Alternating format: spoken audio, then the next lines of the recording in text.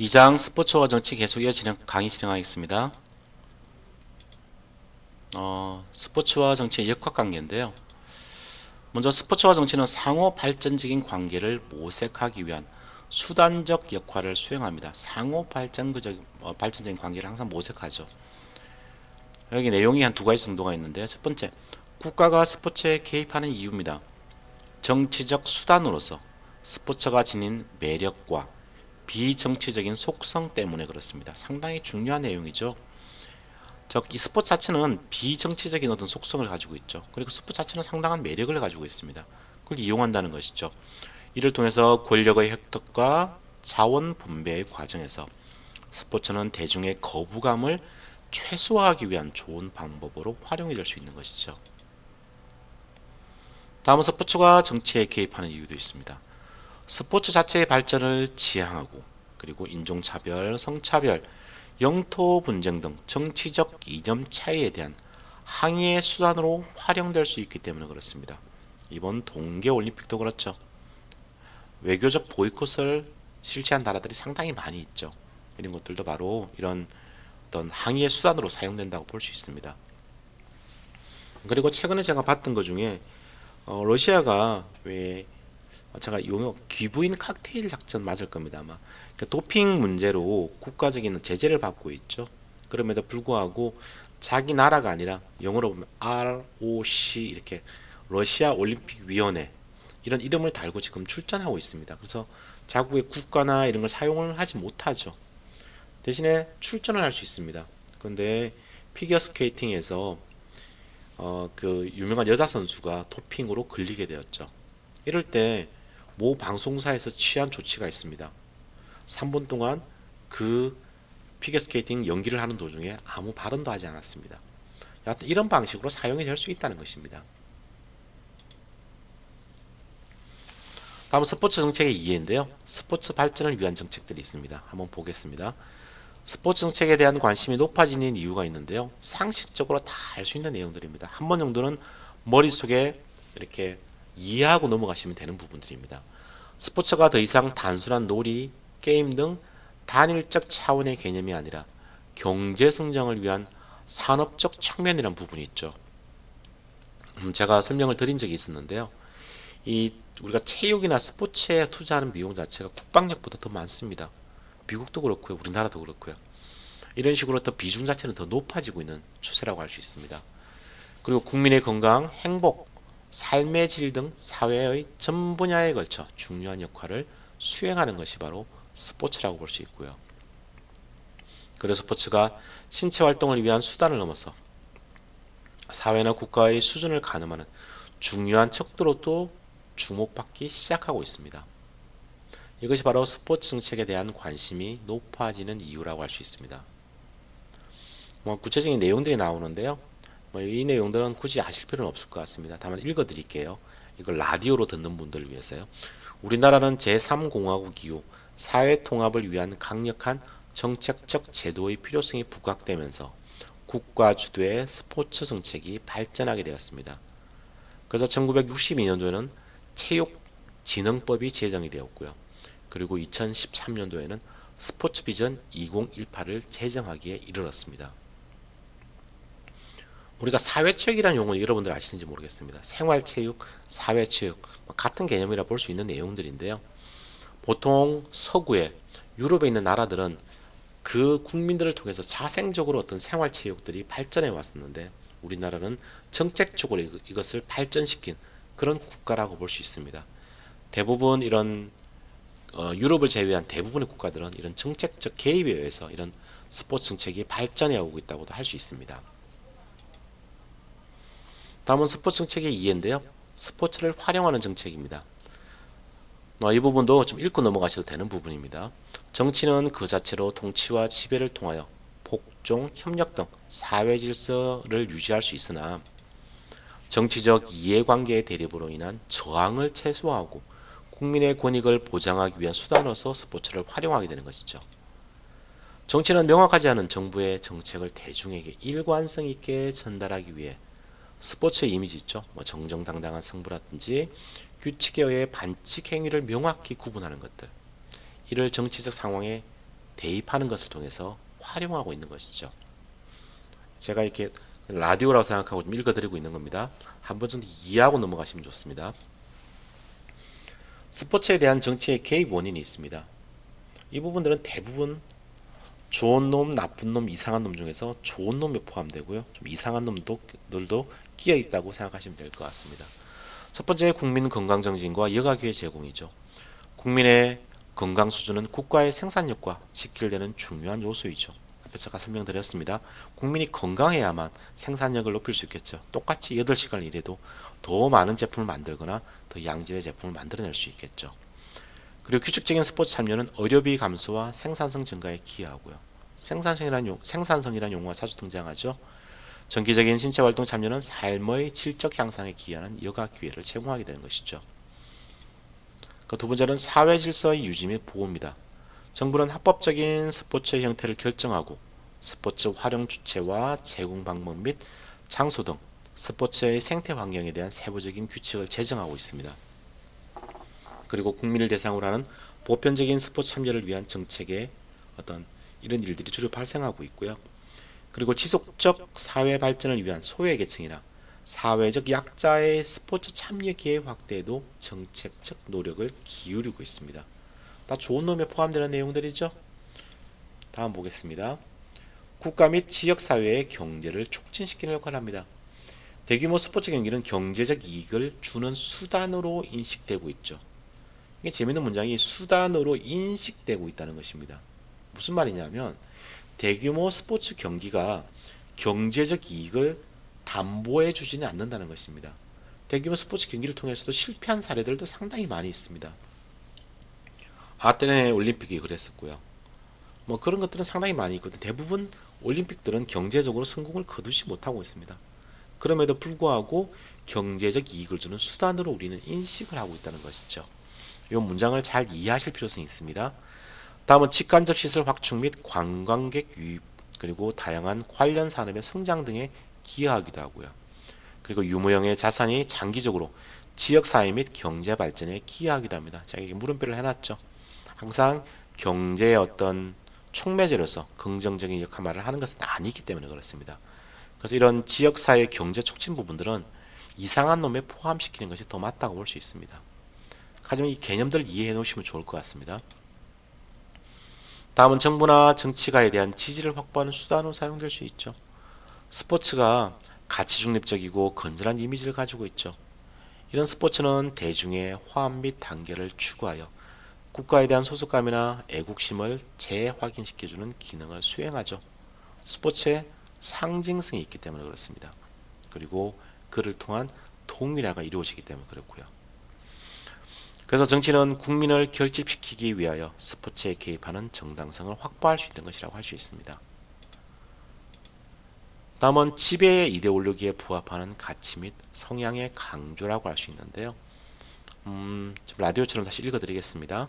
정부는 스포츠의 목표 달성 및 성공을 위한 인내와 노력이라는 가치와 덕목을 전략적으로 활용하고 있죠.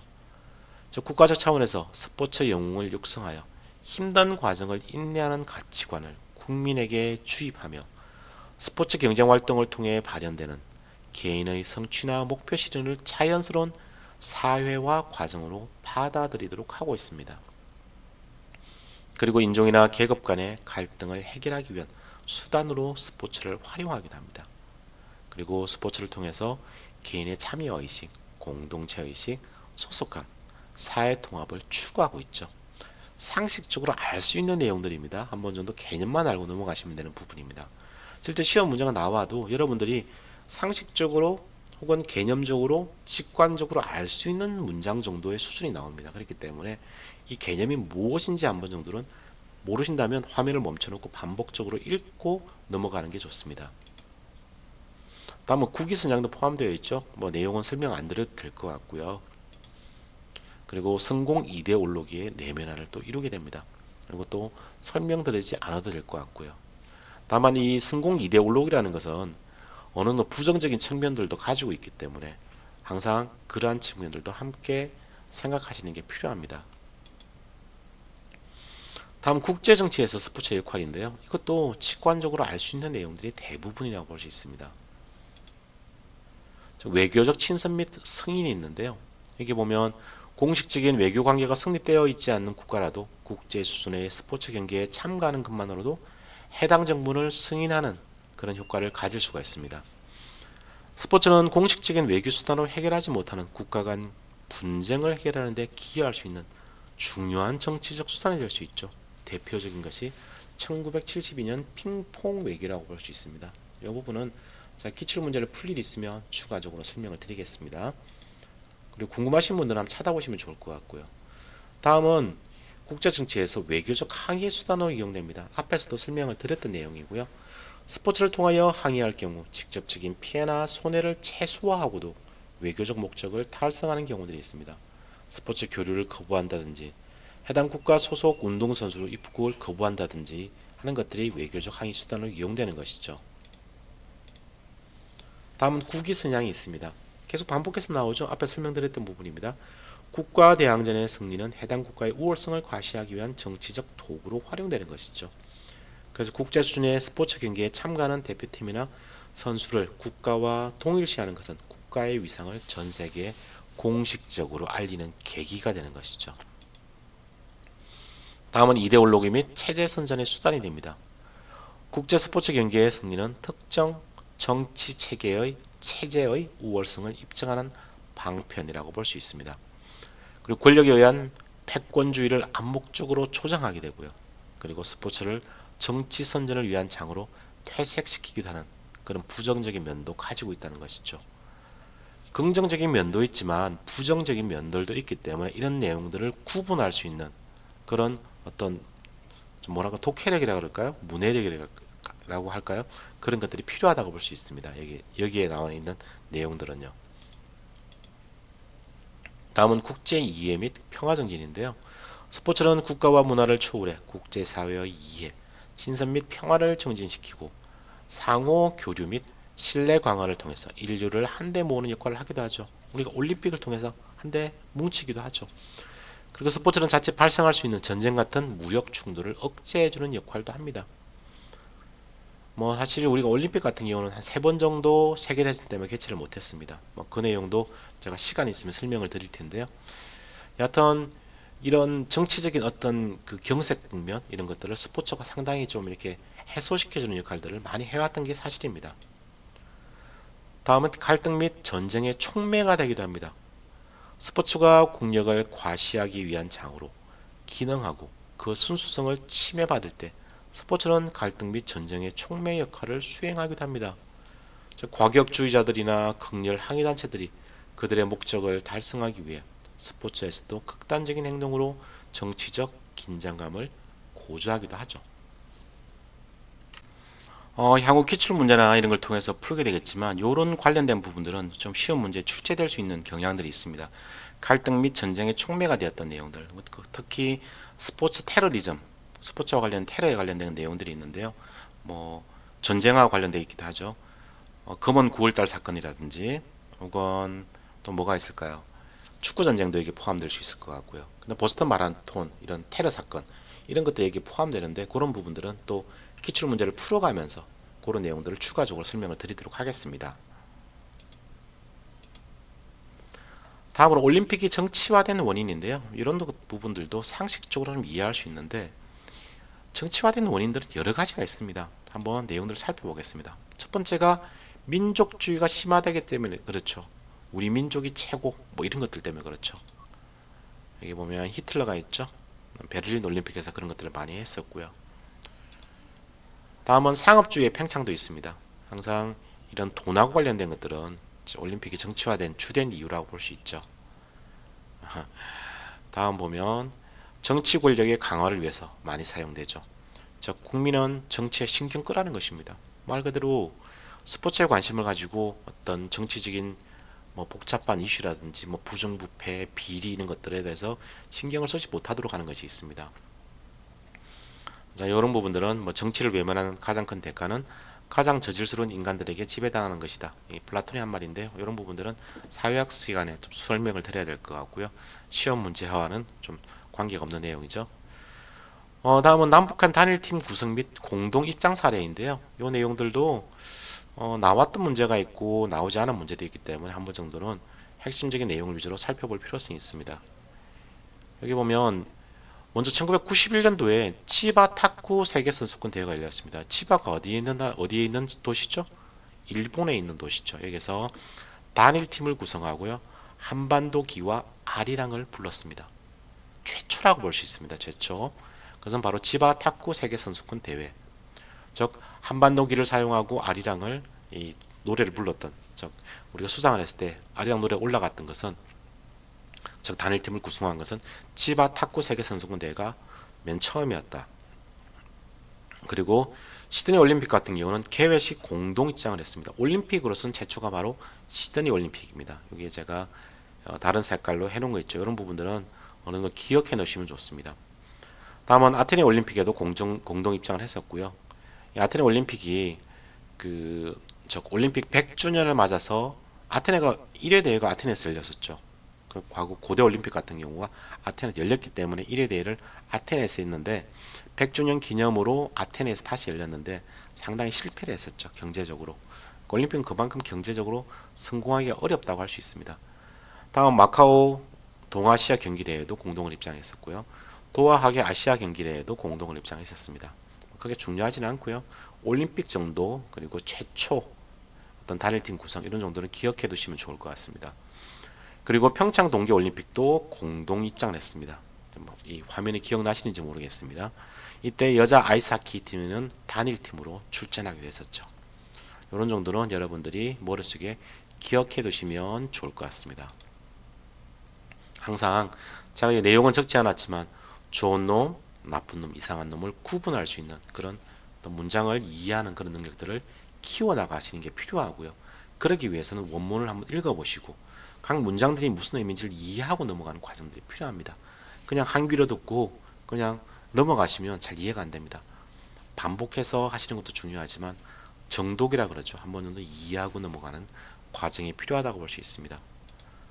이 문제풀이 부분들은 다음에 제가 시간이 있을 때, 제가 이 계획은 하고 있는데 이 촬영하는 시간들이 너무 많이 걸려가지고요. 또 새학기 준비도 있기 때문에 어떻게 될지는 모르겠습니다. 그것은 상황에 맞게 제가 이렇게 할 계획을 가지고 있습니다. 강의 듣는다고 고생 많으셨고요. 어떤 이제 3장 부분들은 또 다음 시간에 어떤 설명을 드리도록 하겠습니다. 감사합니다.